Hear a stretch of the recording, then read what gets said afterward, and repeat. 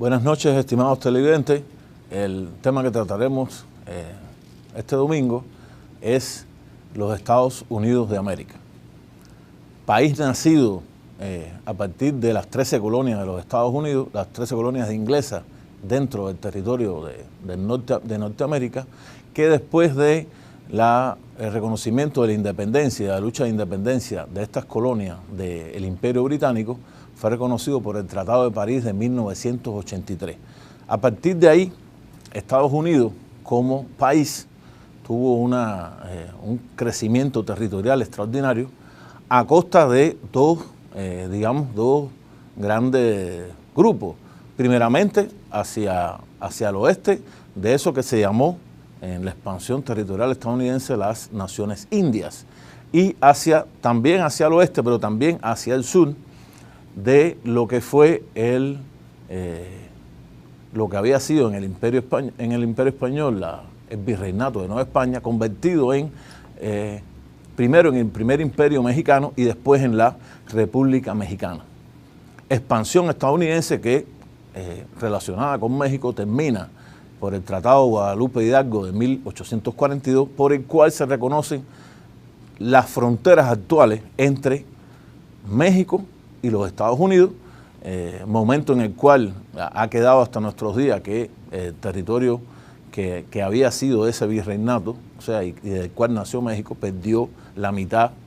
casi la mitad de su territorio a costa de la expansión territorial de los Estados Unidos. Esta gran expansión estadounidense también trajo consigo el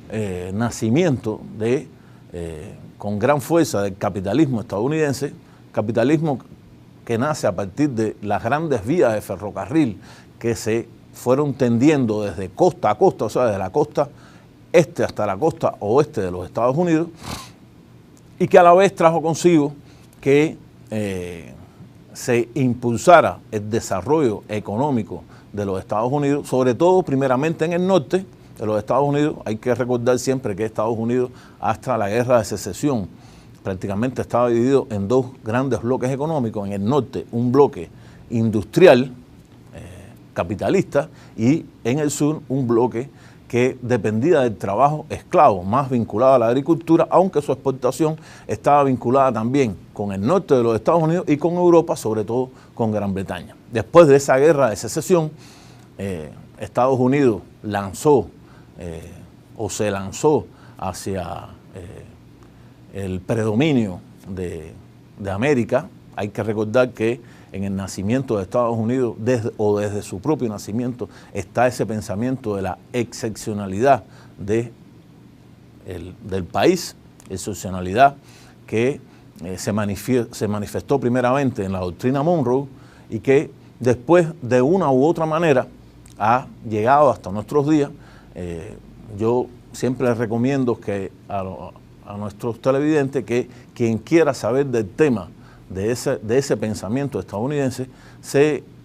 busque el libro, lea el libro, yo creo que está también en internet, que se llama La Diplomacia, escrito por Henry Kissinger, donde habla de este pensamiento estadounidense de ser excepcionales. Y cuando uno habla de excepcionalidad, está hablando de que prácticamente ellos son los primeros y los demás que nacen como países o que tienen frontera con Estados Unidos, que tienen una relación, deben copiar el modelo estadounidense como modelo único, nacido en el mundo, como un modelo de la democracia, un modelo económico, de bienestar. A esto, evidentemente, hay ideólogos, empezando por América Latina, que se opusieron de una u otra manera. Siempre nos viene a la mente el caso de Simón Bolívar, el caso de Morazán en Centroamérica, el caso de José Martí, cubano, para toda América Latina, que de una u otra manera vieron en Estados Unidos, evidentemente, un gran desarrollo, un gran país que crecía a niveles agigantados, pero que estaba creciendo también a costa del desarrollo de otros países que de una u otra manera se subordinaron a esa órbita estadounidense. Al respecto, hay que señalar que desde el nacimiento de los Estados Unidos, o sea, su reconocimiento como Estado por el Tratado de París de 1783, Estados Unidos se mantuvo en una etapa de su desarrollo que ha sido conocida como una etapa de hacia adentro, una etapa que desde el punto de vista económico tenía también muchas leyes proteccionistas, pero que Estados Unidos, digamos, de una u otra manera se aisló del mundo porque su propio desarrollo económico interno permitía que se desarrollara, y ese aislamiento tenía que ver también porque en ese momento los Estados Unidos no era la primera potencia del mundo. O sea, en ese momento la potencia hegemónica a nivel mundial era el Imperio Británico, del cual Estados Unidos había sido colonia y con el cual Estados Unidos tenía fronteras en el norte, en este caso con Canadá. Por lo tanto, este aislamiento estadounidense se va a mantener de una u otra manera y según los historiadores, digamos que se empieza a romper por primera vez a partir de 1898, cuando Estados Unidos interviene en diferentes conflictos mundiales. En este caso estamos hablando de la intervención o lo que se ha llamado como la guerra hispano-cubano-estadounidense o hispano-cubano-americana, donde Estados Unidos intervino en Cuba al final de la guerra, donde Estados Unidos derrota en Cuba y en Filipinas al ya decadente Imperio Español, y Estados Unidos se empieza a lanzar de una u otra manera a la palestra internacional, empezando a romper este aislamiento que había tenido su política y que había sido predominante en sus relaciones internacionales. En este caso, también hay que sumar que, aparte de Cuba y Filipinas, Estados Unidos tuvo el decadente Imperio Español la isla de Guam y la isla de Puerto Rico que se mantiene hasta nuestros días como un territorio, llamado Estado Libre Asociado, o sea, tiene un gobernador puertorriqueño, pero sigue perteneciendo, no tiene relaciones exteriores, sigue perteneciendo de una u otra manera a los Estados Unidos en una especie de protectorado. Esta situación digamos, de aparente rompimiento del aislamiento estadounidense tiene también un periodo de fractura después de la Primera Guerra Mundial. Estados Unidos no es participante inicial de la Primera Guerra Mundial. Gran parte de la opinión pública estadounidense incluso no quería que Estados Unidos participara, pero el presidente de la época, Woodrow Wilson, que era de los que ya consideraba que Estados Unidos tenía que abrirse hacia el exterior, hizo posible de una u otra manera que finalmente, y después de los ataques alemanes con submarinos,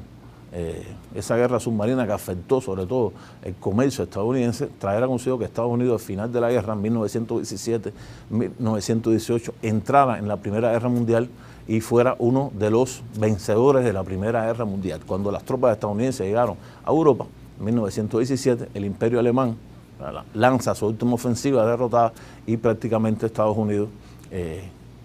se declara como uno de los grandes vencedores junto con Francia e Inglaterra, en el caso de Europa. En este punto hay que destacar que el propio presidente Woodrow Wilson es el creador de la primera institución a nivel internacional que se conoce, donde van a participar todos los países. Se llamó la Liga de las Naciones, antecedente de las Naciones Unidas actuales, y que de manera increíble en Estados Unidos volvió a predominar el tema del aislacionismo cuando el Congreso de los Estados Unidos votó en contra de que Estados Unidos participara en la Liga de las Naciones. O sea, Woodrow Wilson, presidente de Estados Unidos, prácticamente es el creador de esa Liga de las Naciones, pero el Congreso de los Estados Unidos impide que Estados Unidos participe en la Liga de las Naciones. Y yo creería siempre, cuando vamos a analizar este tema, que analizar la esencia del sistema político estadounidense, evidentemente ahí se ve claramente esa división entre los tres poderes, entre el poder legislativo, que representa el Congreso de Estados Unidos, el poder judicial, de todo el sistema judicial que encabeza el Tribunal Supremo de Estados Unidos, y el poder presidencial. Y evidentemente se ha creado un balance desde,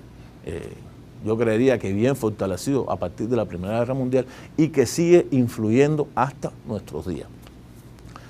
Por lo tanto, Estados Unidos, a pesar de ser uno de los grandes ganadores de la Primera Guerra Mundial, no es de los que obtuvo los grandes beneficios de esa guerra. Realmente todavía los imperios tradicionales, en este caso el Imperio Británico y el Imperio Francés, recogieron los principales beneficios de la Segunda Guerra Mundial y Estados Unidos siguió en una posición, digamos, subordinada. Ya los capitales estadounidenses predominaban o casi que habían superado la inversión de capitales del Imperio Británico en América, pero a nivel de las relaciones internacionales todavía no tienen un papel preponderante. ¿Dónde es el momento que esto ocurre? Esto ocurre específicamente después de la Segunda Guerra Mundial. Ya habíamos hablado de la Segunda Guerra Mundial, que en el caso europeo empieza en 1939 con el ataque de la Alemania nazi contra Polonia, y que en el caso de los Estados Unidos su entrada en la Segunda Guerra Mundial se produce después del ataque sorpresivo del Imperio japonés sobre la base estadounidense en Pearl Harbor, en las islas de Hawái, que trajo consigo la entrada inmediata de Estados Unidos en la guerra. En un momento donde es importante destacar que hasta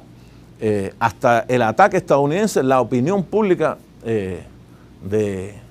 Estados Unidos estaba en contra de la entrada de Estados Unidos en la guerra, o sea, se oponía a esa entrada. Ahora, lo cierto es que ese ataque y la participación de Estados Unidos en la Segunda Guerra Mundial, en todos esos años, fue uno de los factores determinantes, junto con la participación de la entonces Unión Soviética y del Imperio Británico, en la obtención final de la victoria sobre los ejércitos nazifascistas, en el caso de Europa, y contra el ejército alemán, contra el ejército japonés en el caso de Asia. Finaliza la Segunda Guerra Mundial. Todos sabemos cómo finaliza esa Segunda Guerra Mundial. En el caso de Asia, Estados Unidos lanza las bombas atómicas en Hiroshima y Nagasaki, y esas bombas atómicas en Hiroshima y Nagasaki llevaron consigo a la rendición incondicional del Imperio japonés que se plegó totalmente, no tuvo más opción ante también el ataque terrestre de las fuerzas del Ejército Rojo, del Ejército Soviético en el estado de Manchukuo, en el norte de la China, y que finalmente culminaron ese proceso histórico que, como les dije, se llamó la Segunda Guerra Mundial. Hasta aquí en este momento, continuamos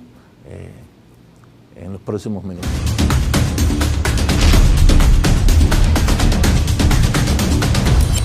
Continuando con el hilo de lo que teníamos, termina la Segunda Guerra Mundial. Terminando la Segunda Guerra Mundial, habíamos hablado antes de la Liga de las Naciones. La Liga de las Naciones desaparece como consecuencia de la Segunda Guerra Mundial y da paso al nacimiento en 1948 de las Naciones Unidas que conocemos hasta nuestros días, y Naciones Unidas que, aparte de su Asamblea General, va a tener siempre un Consejo de Seguridad donde son partícipes las 5 grandes potencias mundiales vencedoras de la Segunda Guerra Mundial: los Estados Unidos, Rusia, China, Gran Bretaña, Francia y la entonces Unión Soviética, que son los que a la vez tienen en las relaciones internacionales actuales el poder de veto sobre cualquier resolución, tanto dentro del Consejo de Seguridad como que emane de la Asamblea General de Naciones Unidas. Continuando también el tema de el lanzamiento de las 2 bombas atómicas, en ese momento nace en los Estados Unidos también la doctrina Truman. La doctrina Truman,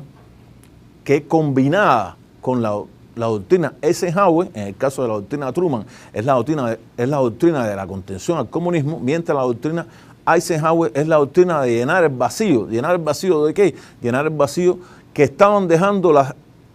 otrora grandes potencias mundiales, en este caso el Imperio Británico y Francia. Estados Unidos empieza a ocupar el puesto de estos 2 grandes países y se yergue a partir de la Segunda Guerra Mundial en la primera potencia económica del mundo. Ojo, primera potencia económica del mundo, que condición que mantiene hasta nuestros días. Y eso es importante destacar. Estados Unidos, ese crecimiento gigantesco de la economía estadounidense, a nivel de geopolítica, esa contención a eso que ellos llamaron el comunismo, a ese avance de la Unión Soviética que había sido en Europa y que también lo tuvo en Asia, y que trajo consigo guerras,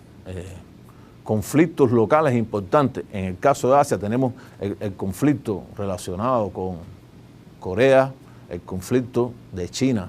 China-Taiwán, el conflicto de Vietnam. En el caso del Medio Oriente lo tenemos en los diferentes enfrentamientos o guerras árabe-israelí. En el caso de América lo tenemos con la crisis de los misiles en Cuba. En el caso de Europa tenemos la intervención soviética en Checoslovaquia, la intervención soviética en Hungría, que había sido antes. En el caso de África, los grandes movimientos de liberación nacional que de uno u otro lado estuvieron vinculados a la órbita soviética, y que Estados Unidos evidentemente le hizo frente como principal potencia capitalista y como principal potencia a nivel mundial. Yo creo que en este momento, esos años 40, años 50, se reafirmó en el pensamiento de la clase política estadounidense esa idea de la excepcionalidad de los Estados Unidos. Es tanto así que en esa confrontación de Guerra Fría entre la Unión Soviética y eso que se llamó socialismo real, y los Estados Unidos, y eso que se ha llamado como las economías capitalistas liberales, en ese enfrentamiento entre los dos, culminó, como habíamos visto en el programa anterior, en primero la caída de ese supuesto bloque socialista en 1989 y finalmente la desaparición de la Unión Soviética en 1991. A partir de 1991, ese pensamiento de la excepcionalidad estadounidense todavía, digamos que crece exponencialmente. Estados Unidos emerge de esa victoria de la Guerra Fría como la superpotencia, la única superpotencia a nivel mundial, que incluso en boca de muchos de esos ideólogos, siempre me viene a la mente el pensamiento de Francis Fukuyama, un estadounidense de origen japonés, que habló del fin de la historia, y cuando hablaba del fin de la historia estaba hablando del fin de ese enfrentamiento entre lo que se había llamado el capitalismo y el socialismo, y el nacimiento entonces del capitalismo como el único sistema a nivel mundial, sistema predominante, donde Estados Unidos tenía el papel más destacado, papel que de una u otra manera se fue reafirmando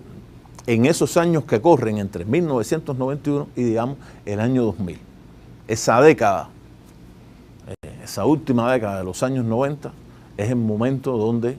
Estados Unidos reafirmó también a nivel de la política, de la geopolítica internacional, como la paz americana que hay que traducirla en la imposición de los Estados Unidos a cualquier país del mundo en ese momento de sus condiciones como principal potencia económica, momento en que también se empieza a desarrollar a nivel planetario lo que se ha llamado el neoliberalismo. Neoliberalismo es nuevo liberalismo, desde el punto de vista económico, la apertura de la economía, el mercado como principal garante de todas las relaciones socioeconómicas a nivel mundial, el Estado prácticamente eliminado, el Estado con papel disminuido, un Estado donde prácticamente quedó en muchos países a nivel de cero, pero esos 10 años de esa paz americana evidentemente se empiezan a romper a partir de los años ya de este nuevo siglo que estamos, el siglo XXI, cuando empiezan a emerger esas grandes potencias, o esos que habían sido grandes potencias, o que venían desarrollándose ya con tiempo. En el caso, uno siempre tiene que pensar en China, en el caso de Rusia, heredera de la Unión Soviética, que en los 10 años anteriores prácticamente había sido llevada a un segundo plano en las relaciones internacionales, pero que empieza a emerger junto con China, junto con la India, junto con Sudáfrica, junto con Brasil, y con otros países integrados, unos al BRICS, otros al Acuerdo de Shanghái, que empiezan a hacerle el contrapeso a los Estados Unidos. ¿Qué quiere decir esto? Que si Estados Unidos hasta ese momento había mantenido un poder prácticamente unilateral, emergen otros poderes internacionales que lo que quieren es, o favorecen, es el multilateralismo. Multilateralismo que, traducido a la política estadounidense, evidentemente es el enfrentamiento a ese poder unilateral que Estados Unidos tuvo en prácticamente una década. ¿Cómo se ha traducido eso hoy en nuestros días? Yo creo que el ejemplo más destacado lo tenemos sobre todo en lo que se ha llamado, yo creo que muchas veces eufemísticamente, las primaveras árabes. En realidad, movimientos que sí nacieron con un carácter popular, con un carácter democrático, contra los nacionalismos árabes que habían dejado muchas veces de ser nacionalismo para convertirse en prácticamente dictaduras que estaban afectando al pueblo, y que trajo consigo diferentes intervenciones de los Estados Unidos. Esas primaveras árabes también tienen un antecedente en la invasión de los Estados Unidos en Irak, primero grandes bombardeos después del 11 de septiembre, las famosas Torres Gemelas, todos las conocemos, primero Afganistán, después la primera invasión Irak, después una segunda invasión Irak, y a partir de ahí la implosión de ese mundo árabe en lo que se llamaron esas primaveras árabes, que trajo consigo prácticamente la destrucción de muchas de esas de esos estados que de una u otra manera no se recomponen. Pero en esta situación es donde los poderes de esas potencias emergentes, Estados Unidos gastó evidentemente mucho dinero, o sea, muchos recursos económicos relacionados a las intervenciones en estos países. Mientras gastaba los recursos económicos en el tema militar, China fue creciendo desde el punto de vista económico a una manera vertiginosa, a una manera geométrica. Llega en el momento actual a superar a los Estados Unidos desde el punto de vista del Producto Interno Bruto, mientras Rusia, esa heredera de la Unión Soviética, desarrolló nuevas armas de destrucción masiva, nuevas armas inteligentes que le empezaron a hacer competencia a ese poderío extraordinario que había tenido Estados Unidos en esos años. Quiero que de todas maneras, quiero que se entiendan bien mis palabras. Estados Unidos hoy sigue siendo la potencia más poderosa de la Tierra. Puede ser que no tenga la primacía a nivel de la producción de acero o de níquel o de aluminio, pero sigue teniendo la primacía en las industrias de punta, o sea, la industria vinculada a la alta tecnología, al desarrollo de la industria del software, lo que hace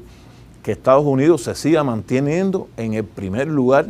en el desarrollo económico mundial. Ahora, evidentemente, tiene ese puesto, pero ese puesto está siendo confrontado por esa alianza ruso-china. Rusia aporta el poder militar, China aporta el poder económico, y esa confrontación ha traído consigo internamente hacia los Estados Unidos, trajo consigo antes de la actual administración Trump grandes pérdidas de empleo, en la competencia, en la libre competencia, pérdida de mercado, grandes deudas de Estados Unidos hacia China y hacia la Unión Europea, en este caso específicamente hacia Alemania, donde está tratando de retomar esa excepcionalidad de los Estados Unidos, donde hizo el llamado a esos votantes estadounidenses que mayoritariamente siempre han sido los blancos de clase media y que determinaron en las urnas una nueva administración con una nueva política que avanza, choca o a veces comprime en ese enfrentamiento que cada vez va siendo, yo diría, más agudo con esas nuevas coaliciones emergentes, y que para muchos, incluso en las relaciones geopolíticas internacionales, empiezan a hablar ahora en nuestros días de el nacimiento de una nueva Guerra Fría. Hasta aquí el programa. Pasen buenas noches. Muchas gracias.